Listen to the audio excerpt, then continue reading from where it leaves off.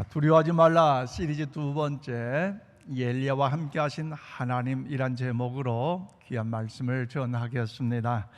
사랑하는 인천 신광의 모든 성도 여러분, 현장에 오셔서 신령과 진리로 예배드리신 우리 성도 여러분 한 분 한 분 위에, 또 몸이 아프시거나 또 요즘 코로나 또 요즘 재유행으로 인해서 또 우리 성도들 못 오신 분도 계시는데, 여러 가지 이유로 인하 현장 예배 못 오신 여러분들에게도 하나님의 크신 은혜와 사랑과 권능과 축복이 날마다 충만할 수 있기를 주님의 이름으로 축원을 드립니다. 금년 8월 15일은 우리나라가 일본 제국주의 압제에서 벗어나 광복을 맞게 되는 걸 기념하는 광복 77주년 기념의 날이기에 민족의 역사를 다시 생각하면서 우리는 의미 있는 날로 시간을 우리는 맞이해야 할 것입니다.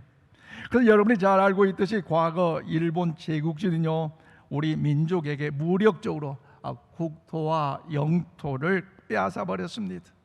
민족을 여러분 말살시키려고 말과 글을 사용하지 못하게 했고, 그리고 이름의 성씨마저도 바꿔버렸다는 것, 여러분 민족 앞에 치욕 아니겠습니까? 또한 신사참배를 강요하고 민족과 교회 지도자를 모두 죽이게 하는 계획을 세움으로 인하여서 여러분 젊은이들은 위안부로, 또 이제 전쟁 때 총알바지로 사용됨으로 인하여 우리 이 대한민국은요, 해방이라는 이 자체는 꿈에도 꿀 수 없는 그런 어려운 환경이었지만, 하나님께서 대한민국을 사랑하사 이 나라 이 민족 가운데 광복의 은혜, 해방의 은혜를 허락해 주신 줄로 믿습니다. 꿈도 꿀 수 없는 그 해방이었지만 하나님께서 은혜를 베풀어 주셨기에 오늘 저와 여러분 하나님의 자녀답게 이 나라와 이 민족을 위해서 기도의 불을 밝힐 수 있기를 바랍니다. 어떻게 해요? 하나님, 이 나라 이 민족 광복의 은혜를 주셨는데, 해방의 은혜를 주셨는데, 우리만 잘 먹고 잘 살고 교만한 나라가 될 것이 아니라 정말로 부강한 나라가 되어서 5대양 6대주에 이르기가 하나님의 선한 역사를 보여준 일에 하나님의 은혜 안에 사용되게 하여 주시옵소서. 또한 주의 영광의 빛을 발할 때마다 정치적으로 경제적으로 얼마나 어려워 있잖아요. 오늘 우리의 기도가 필요해요. 또 이제 많은 폭우로 인하여 많은 이재민들이 있잖아요. 우리 저들 위하여 더 일어설 수 있는 용기를 주고 기도가 필요해요. 그리고 남과 북이 복음으로 평화적인 통일이 이루어서 정말로 하나님이 보호하사 우리 대한민국 만세, 할렐루야, 그런 역사를 이루도록 여러분 기도의 불을 밝히는 저와 여러분 모두가 다 될 수 있기를 원합니다. 여러분 토종한 시인의 흔들리며 피는 꽃이는 시의 내용을 알고 계십니까? 내용은 이렇습니다. 흔들리지 않고 피는 꽃이 어디 있으랴. 이 세상 그 어떤 아름다운 꽃들도 다 흔들리면서 피었나니, 흔들리면서 줄기를 곧게 세웠나니, 흔들리지 않고 가는 사랑이 어디 있으랴. 젖지 않고 피는 꽃이 어디 있으랴.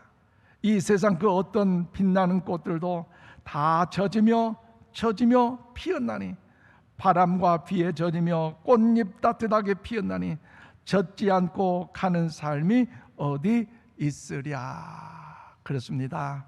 여러분, 아름다운 꽃도 저절로 피는 꽃이 없지요.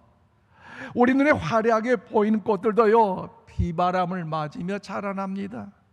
때로는 꽃잎에 상처를 받기도 하고 가지가 꺾이기도 하는 그런 아픔도 있습니다. 그래서 한 송이 국화꽃을 피우기 위하여 서쪽새는 봄부터 그렇게 우러나는 시인의 고백처럼, 여러분 저절로 몸부림 없이는, 처절한 몸부림 없이는 아름다운 꽃을 피울 수가 없는 것입니다. 그러므로 사랑하는 여러분, 우리의 인생도요, 우리의 신앙도요 마찬가지라는 것 여러분 동의하십니까? 인생의 절망의 계곡에서 빠져나오려다 온몸이 찢겨지기도 하고요, 실패와 좌절의 빈방에서 목 놓아 울다가 지친 삶의 연역이 있고요, 고독의 골방에서 외로움에 떨던 그 사람, 저 아픈 세파를 지나 자기만 아름다운 꽃을 피워가는 것, 이것이 바로 인생이라는 것 여러분 동의하십니까? 그래서 괴테라는 시인은요, 눈물 젖은 빵을 먹어보지 않고서는 인생을 논할 수 없다라고 이야기했는데, 여러분 어떻게 생각하십니까? 동의하십니까? 사실 눈물 젖은 빵은요, 괴로운 것이에요. 할 수만 있으면 그런 빵은 먹어서도 안 돼요. 그런데 여러분, 눈물 없이 살 수 없기에 이것이 인생 삶의 여정 아닙니까? 할 수만 있으면 피하고 싶은 것 우리의 본능 아니에요? 그런데 오늘 본문 말씀에는요, 눈물 젖은 빵을 먹었던 한 사람 선지자, 오늘 엘리야를 오늘 본문을 통하여 우리가 만날 수 있는데, 오늘 보면 4절 말씀을 우리 다 함께 받들어 읽겠습니다. 시작. 자기 자신은 광야로 들어가 하룻길쯤 가서 한 로뎀 나무 아래에 앉아서 자기가 죽기를 원하여 이르되, 여호와여 넉넉하오니 지금 내 생명을 거두시옵소서. 나는 내 조상들보다 낫지 못하니이다 하고 그랬습니다. 여러분, 이 엘리야 선지자, 그는 누구입니까? 위대한 능력의 종 아닙니까? 사실 복음서에 보면요, 주님께서 변화산에 제자들과 함께 올라갈 때에 당시에 모세와 엘리야 선지자가 나타나서 주님과 함께 위대한 그 귀한 은혜를, 신비한 체험을 했었어요. 그때 나타났잖아요. 그래서 모세는요, 여러분 더욱 주의 영광을 위하는 일에 율법을 대표하는 한 사람인 반면에 이 엘리야는요, 선지자를 대표하는 위대한 사람 중에 한 사람이에요. 그리고 여러분, 사렙다 과부의 그 아들이 죽어 있을 때에 하나님의 은혜의 능력으로 그 사렙다 과부의 아들로 살려주었던 능력을 경험했던 그 위대한 사람 아닙니까? 또 오늘 보면 여러분 열왕기 18장 말씀 보면 갈멜산에서 850명의 거짓 선지자, 여러분 바알과 아세라의 거짓 선지자들이 홀로 맞서서 하나님과 능력의 은혜를 힘입음으로 인하여 맞서 싸웠는데, 하나님의 은혜하는 그 제단을 쌓고 하나님 앞에 간절히 기도할 때 하늘에서 불이 내려오므로 그 모든 제단의 그 번제물과 그 돌들과 또랑의 모든 물까지 다 태움으로 인하여서 하나님의 영광을 받는 그 귀한 역사를 경험하는 능력의 사람이 여러분 엘리야 선지자 아닙니까? 그런데 그 엘리야의 그 이름의 뜻이 무엇입니까? 바로 여호와는 하나님이시다라는 뜻을 가지고 있는 정말로 여러분 능력 있는 은혜로운 이름에도 불구하고, 오늘 열왕기상 19장 말씀에서 엘리야 선지자의 모습이 어떻습니까?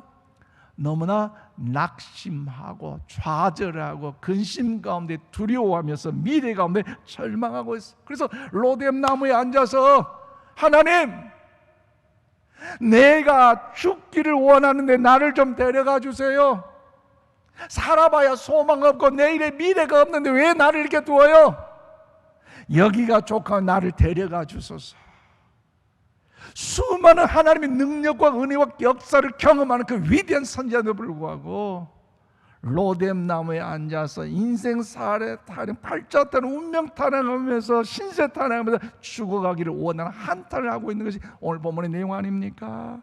그렇다면 사랑하는 여러분, 오늘 엘리야 선지자의 갑작스레 찾은 그 영적인 침체, 절망, 장차 어떻게 살아야 될까, 이런 어려움 가운데 여러분 어떤 모습으로 왜 그렇게 찾아왔을까, 어떻게 우리가 설명할 수 있을까요?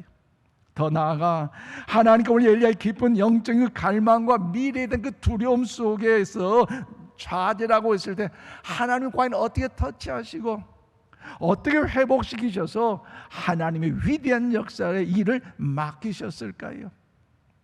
오늘 코로나 팬데믹 이 현상 가운데 또 우리 성도들 가운데, 어린 아이들 가운데 확진돼서 또 있는 성도들 좀 몇 분 계시는데 참 안타까운 심령입니다. 참 미래가 두렵습니다. 또 폭우로 인하여서 많은 이재민들이 발생했고, 또 러시아 저 전쟁으로 인하여서 물가가 폭등된 나머지 경제 침체로 인하여 어떻게 살아야 할까 미래가 암담하지만, 그럼에도 불구하고 오늘 아침 여러분 주님의 자리에 잘 나오셨어요. 영상으로 예배 드리신 분 잘 들으세요.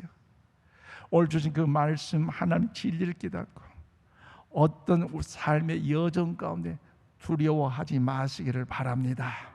그러면 어떻게 해야 두려워하지 않고 승리의 삶을 살아갈 수가 있을까요? 먼저 오늘 첫 번째 2절에서 4절 말씀 보니까 눈에 보이는 상황을 보고서 결정하고 행동했다는 것, 오늘 엘리야의 모습 아닙니까? 엘리야 선지자, 그 하나님의 위대한 능력에 거룩한 선지자의 종임에도 불구하고 수많은 사건들을 통해 이적을 경험했고 죽은 자를 살림에도 불구하고 이세벨에 들렸던 그 말 한마디에 성급한 결정과 행동을 한 나머지 그러뇨 낙심과 절망의 좌절의 터널에서 헤어날 수가 없었어요. 오늘 보면 2절 말씀 보세요. 이세벨이 사신을 엘리야에게 보내어 이르되 내가 내일 이맘때에 반드시 내 생명을 저 사람들 중 한 사람의 생명과 같게 하리라. 그렇게 하지 아니하던 하면 신들이 내게 벌 위에 벌을 내림이 마땅하니라 한지라. 그래요, 아합 왕의 부인이었던 이 이세벨은요 정말로 독한 악질이었습니다. 바알 선지자가 죽었다는 얘기를 남편 아합 왕이 듣고 난 나머지 토끼 어린 말로 엘리사에게 저주의 폭언을 이야기했잖아요. 어떻게 해요? 내일 이맘때까지 엘리야 내가 살려두면 내가 섬기는 신들의 신으로서 저주를 받을 것이다. 무슨 말입니까? 반드시 엘리야 너를 죽이고 말겠다는 것입니다. 그런데 그런 협박을 전해둔 엘리야의 반응을 보십시오.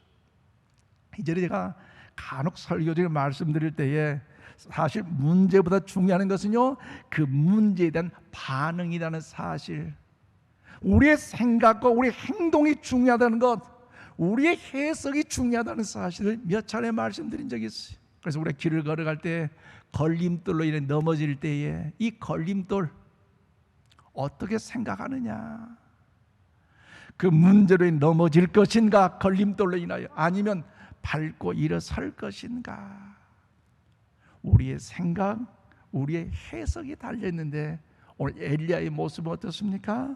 오늘 보면 3절에서 4절 말씀 우리 함께 받들어 읽겠습니다. 시작. 그가 이 형편을 보고 일어나 자기의 생명을 위해 도망하여 유다에 속한 브엘세바에 이르러 자기 사환을 그곳에 머물게 하고 자기 자신은 광야로 들어가 하룻길쯤 가서 한 로뎀 나무 아래에 앉아서 자기가 죽기를 원하여 이르되 여호와여 넉넉하오니 지금 내 생명을 거두시옵소서. 나는 내 조상들보다 낫지 못하니이다 하고 그랬습니다. 여러분, 오늘 엘리야 선지자는요 이세벨의 그 소식을 듣고 나서 취한 행동이 뭡니까? 벌떡 일어나서 걸음아 나 살려라 하는 마음으로 여러분 어디까지 갔어요? 남쪽 브엘세바까지 360 도망쳤어요. 사실 그 브엘세바의 거리는요 약 150km 어마어마한 먼 거리임에도 불구하고 그것까지 나 살려라 도망갔고, 거기서 사환을 내려놓고 자기 혼자도 하룻길을 들어가 로뎀 나무 아래 앉아서 하소연하고 있지 않습니까? 하나님, 너무너무 저 두려워요. 그러니 죽겠어요. 그러니 내 생명 거두가소서. 이제까지 하나님 영광을 얼마나 많은 수고와 힘과 더불어 정성을 다했는데 왜 내가 이 말을 들어야 됩니까? 나 삶의 소망이 없잖아요. 죽고 싶어요. 데려가 주세요. 엘리야 선지자의 그 말 보세요. 왜 그렇습니까? 이세벨의 그 말 한마디, 너는 내일 이맘때 너를 반드시 죽이고 말겠다. 말 한마디가 그렇게 무서운 거예요. 제가 어느 책을 읽어보니까요 이런 글귀가 있습니다. 낙타가 쓰러진 것은 깃털같이 가벼운 마지막 짐 하나 때문이다. 그래요. 낙타 어떻습니까? 굉장히 힘이 있는 동물이에요. 사막에서 무거운 짐을 지고 가는 그 동물, 건강하는데 낮은 그 태양볕 앞에서 든든하게 걸어가고요, 밤에는 춥지만 그래도 든든하게 걸어가는 것이 낙타인데, 그런데 누군가 뭔가 가벼운 짐이라 생각하여 그 낙타 위에 얹었더니 그 낙타는요 털썩 주저앉아 버리고 말았다는 것. 그동안 어떤 어려움이 있어도 잘 견뎌냈는데, 어떤 아픔과 시련 속에 묵묵히 이를 갈면서 단단하게 버텨왔는데, 누군가 괜찮게 자며 슬쩍 얹어놓은 그 짐 때문에 낙타가 쓰러진다는 것입니다. 그렇기 때문에 말에는요 힘이 있어요. 엘리야서가 들리는 이 소리와 보여있는 이 상황으로 인해 그 마음이 와르르 무너져 버렸습니다. 그렇다고 해서 하나님 차라리 나를 죽여주세요, 나를 데려가 주세요, 극단적인 성급한 이 판단을 해서는 안 되는 것인데, 그렇게 엘리야는 하고 말았어요. 이때 하나님께서 엘리야 선지자가 하신 말씀이 무엇입니까? 오늘 이 음성이 여러분의 심령 가운데 들려지시길 주의로 축원합니다. 오늘 보면 18절 말씀 우리 함께 받들어 읽겠습니다. 시작.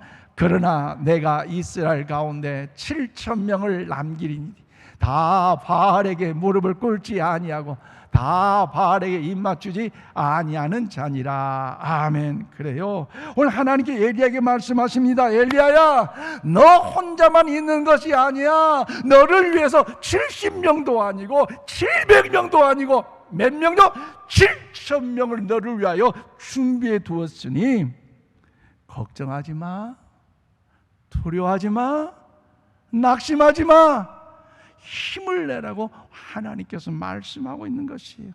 오늘 아침 잘 오셨어요. 설을 한번 따라서 할 텐데요, 가슴에 한번 손을 얹어 봅시다. 함께 고백합시다. 나는 혼자가 아닙니다. 자, 가슴을 펴고 의미 있게 다시 한번 고백합니다. 주님, 나는 혼자가 아닙니다. 다시 한번 고백할까요? 주님, 나는 결코 혼자가 아닙니다. 왜요? 우리 하나님이 우리와 함께 하고 계시기 때문에.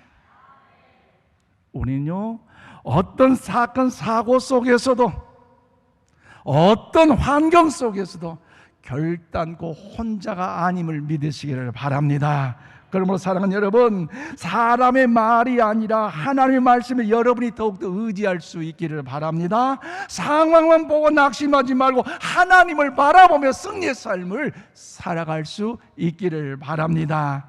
또 우리가 힘들고 어려운 순간에 나 혼자인 것 같아 쓸쓸하고요, 낙심되고요, 좌절되고요, 찬염되요, 외로운 절망의 순간에도 하나님께서 오늘 본문을 통해 말씀하잖아요. 사랑하는 아들아, 사랑하는 딸아, 내가 너와 함께 있어.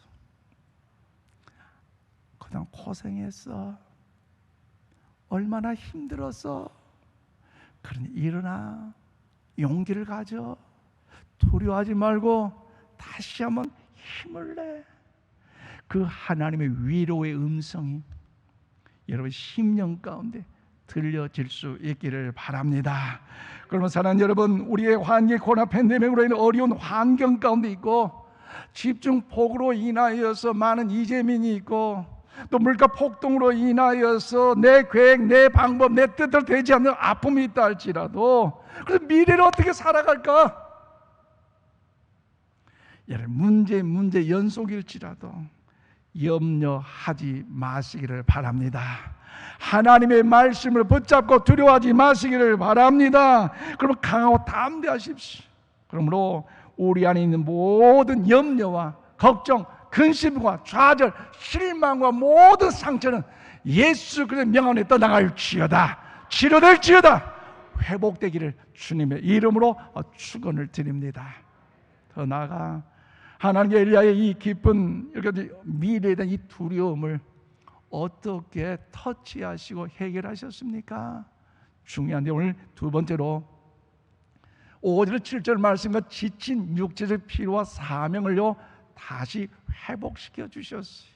그래요, 엘리야는 하나님의 능력을 경험한 선지자였지만 이세벨에 들려온 그 말 한마디, 그 인생의 삶의 상황 속에서 내일의 미래가 암담하여 두려운 나머지 죽을 어떤 그런 위기의 절망의 순간이었지만, 그럼에도 하나님을 향한 그 믿음의 고백과 은혜가 있었기에 하나님께서 그 육적인 피로를 회복시켜 주셨고요, 또 그에게 사명을 허락해 주셨어요. 그래서 오늘 본문 5절에 7절 말씀 보세요. 로뎀나무 아래에 누워 자더니 천사가 그를 어루만지며 그에게 이르되 일어나서 먹으라 하는지라. 본즉 머리맡에 숯불에 구운 떡과 한 병 물이 있더라. 이에 먹고 마시고 다시 누웠더니 여호와의 천사가 또 다시 와서 어루만지며 이르되 일어나 먹으라. 내가 갈 길을 다 가지 못할까 하노라 하는지라. 그래요. 엘리야 선지자가요, 먼 길을 달려왔기 때문에 얼마나 육체적으로 피곤하겠어요. 그동안 수많은 사건 사고 속에 우상을 섬기고 바알과 아세를 섬기면서 하나님의 전능하심을 부정했던 저 악한 이때들과 같이 싸우는 그 영적 전쟁터에서 얼마나 허기지고 헛달되겠어요.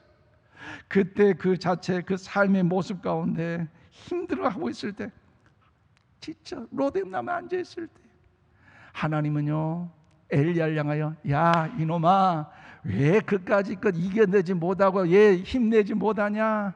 내 능력 있고 내 힘 있고 내 은혜가 있는데 그것까지 막 일어서야지. 다그치지 않으셨어요. 오히려 천사를 보내셔서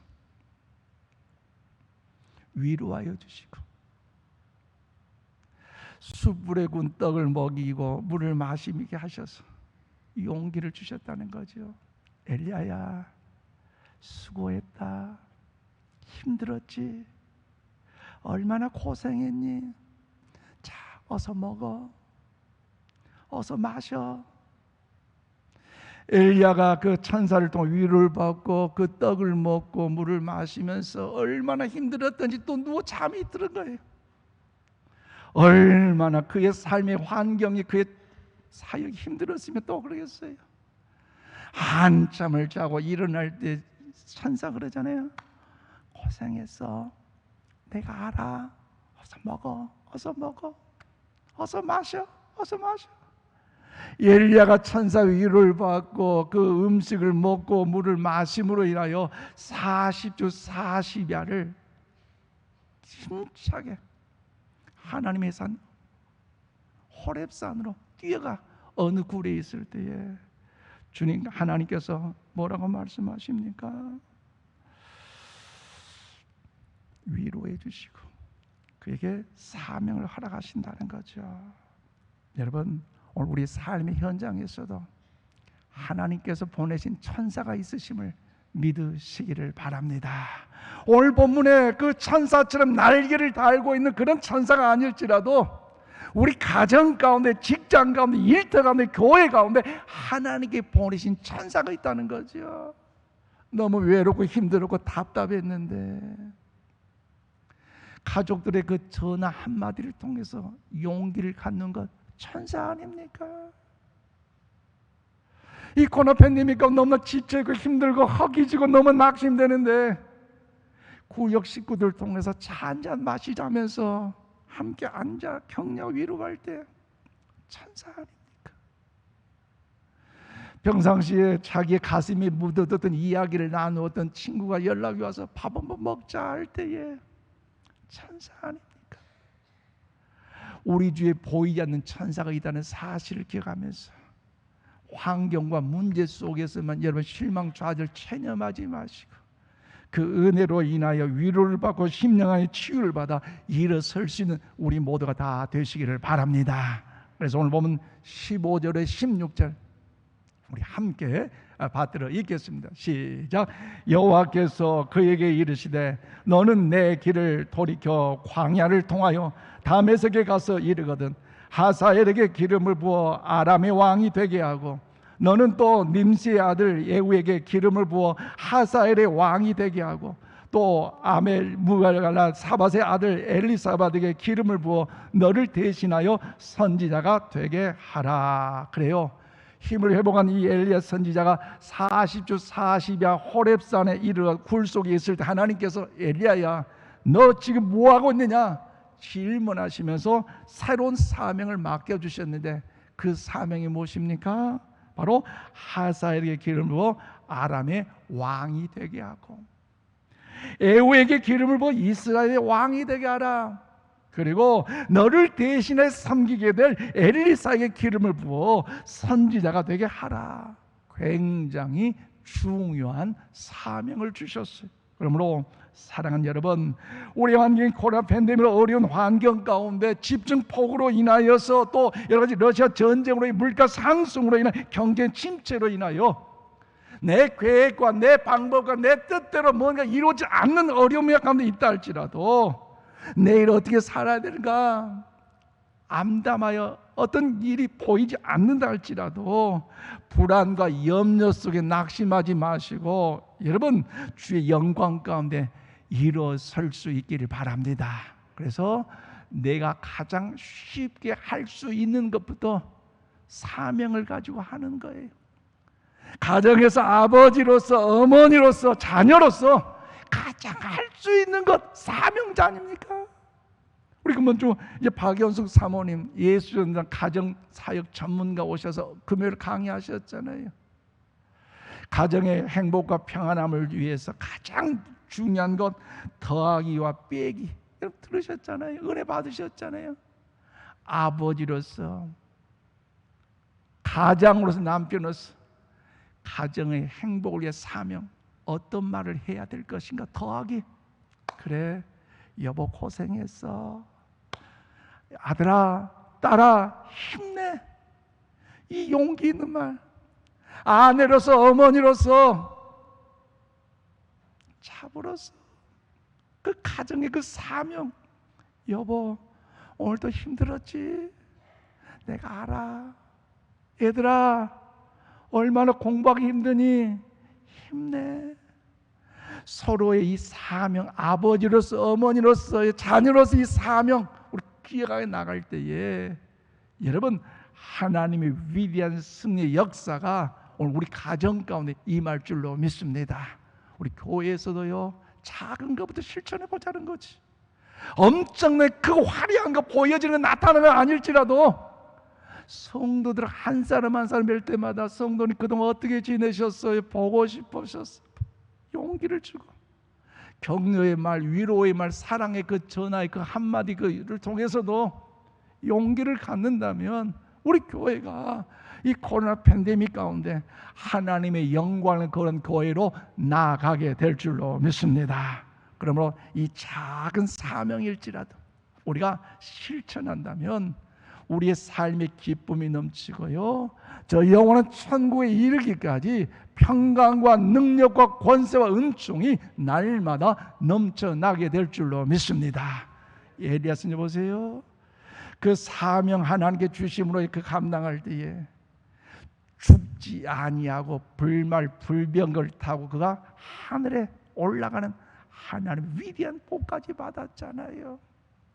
아주 이해되지 않는 우리의 삶의 환경일지라도 다시 한번 우리의 시선을 하나님께 붙잡고 그 하나님의 의적 그 말씀으로 나아가 사명으로 살아가는 우리 모두가 다 될 수 있기를 원합니다.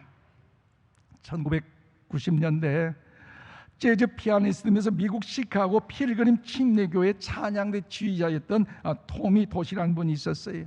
그는 자기 아내가 9개월 된 아이를 이제 임신하고 있다는 사실을 알고 있었지만 또 그가 미리 예정된 곳에 가서 집회를 약속된 집회를 해야 되기 때문에 세인트 루이스라는 도시에 가서 집회를 하고 있었는데 갑자기 전보 한 통이 왔습니다. 내용이 무엇이냐? 부인이 위독하다는 것입니다.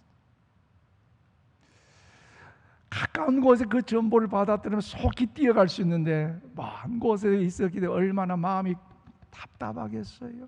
힘들겠어요.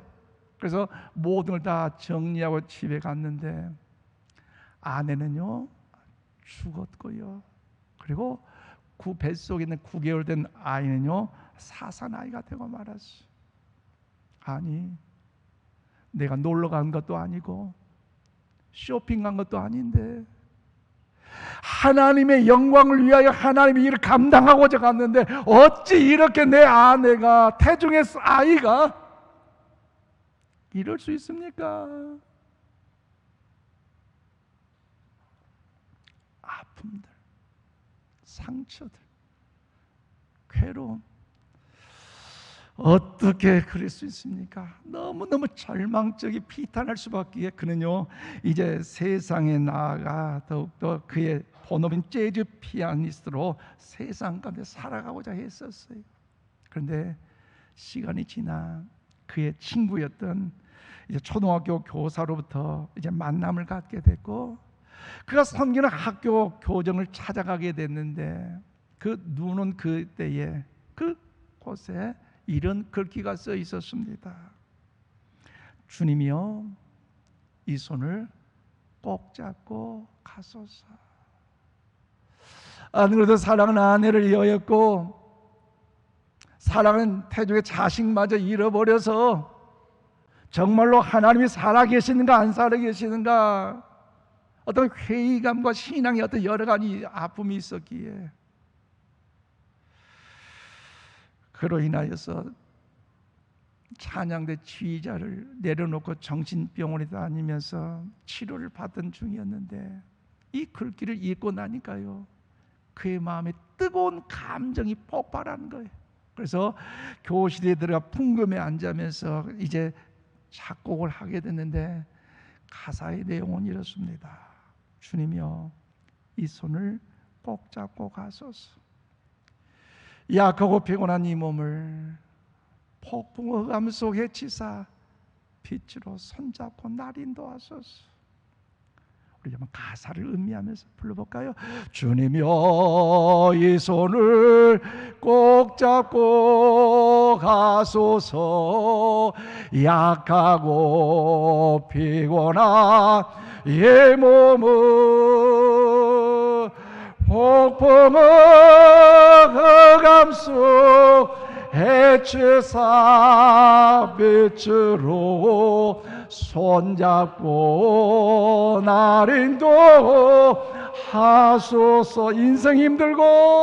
인생이 힘들고 고난이 겹칠 때에 주님이여 날 도와 주소서. 아멘.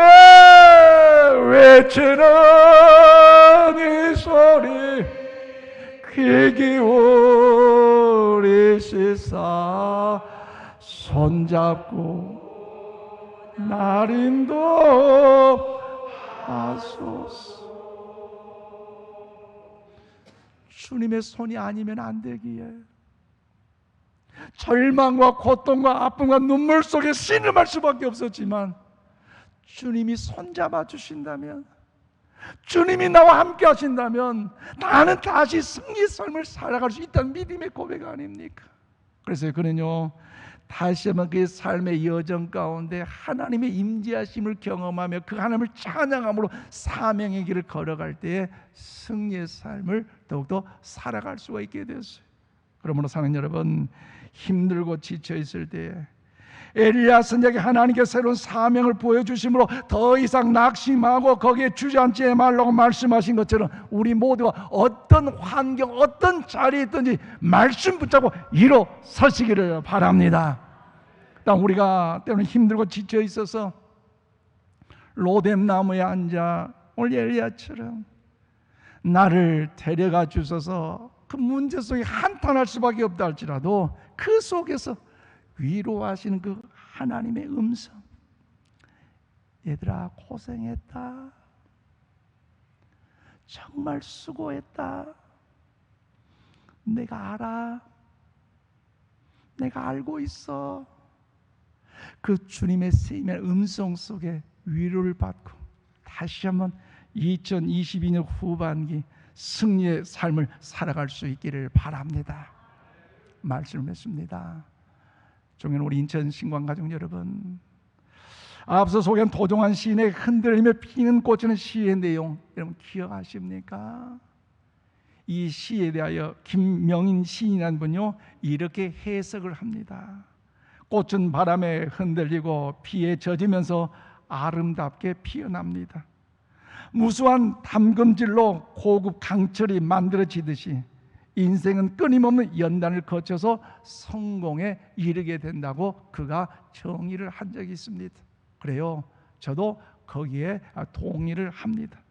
우리가 살다 보면 낙심하고 힘들고 지쳐 있을 때가 옵니다. 하지만 그 상황 속에 사람의 말에만 귀를 기울이지 마시고 그 환경 가운데 집중하지 마시고 살아계신 하나님의 음성을 기울이셔서 말씀 가운데 믿음 가운데 이뤄서 나아갈 수 있기를 바랍니다. 그리고 주님의 생명 위로를 받으시. 더 나아가 나 혼자라고 생각하지 마십시오. 어떤 사건, 어떤 환경 가운데 있다 할지라도 하나님은요, 바알에게 무릎 꿇지 않는 7,000명이라는 믿음의 동역자, 기도의 헌신자, 중보자, 사역자를 오늘 우리 가운데 천사로 가정 가운데, 직장 가운데, 일터 가운데, 그런 교회 가운데 붙여주시는 사실을 기억하면서 그 주님과 동행함 속에 승리의 삶을 살아갈 수 있기를 바랍니다. 한 번, 두 번 실패했다고 좌절하고 체념하지 마십시오.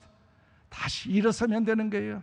주님과 함께 다시 일어서셔서 미래가 두렵다 체념하지 마시고 하나님과 다시 한번 동행하여 주셔서 하나님께 나에게 주신 사명, 아버지로서의 그 사명, 어머니로서의 그 사명, 자녀로서의 그 사명, 또 인천 신과 함께 하나님의 있는 성도로서의 그 사명을 다시 한번 붙잡고 그 사명을 이룸으로 인하여 하나님의 선한 역사로 인해 승리의 삶을 살아가시기를, 두려워하지 마시기를 주님의 이름으로 축원을 드립니다. 기도합시다. 하나님 감사합니다.